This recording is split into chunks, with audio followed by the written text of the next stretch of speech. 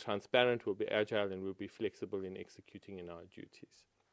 On the second question related to accommodation, yes, of course, we have faced a number of challenges with student accommodation over the last number of years. I think it's important to contextualize student accommodation. So student accommodation operates in a hybrid format.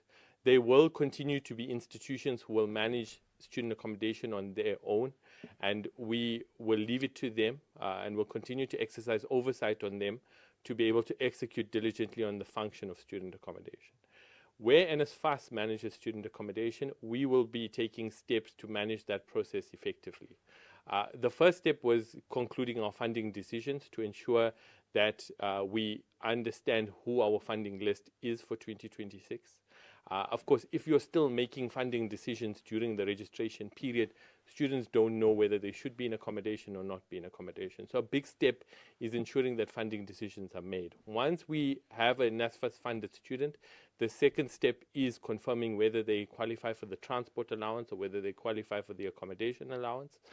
We intend to deploy full-time capacity to institutions of higher learning, which will work with financial aid officers in the placement of students. And one of the things we've set out as a key performance indicator for ourselves is then within 4 to 8 hours of a student arriving on campus, if they qualify for accommodation, they should be placed in accommodation.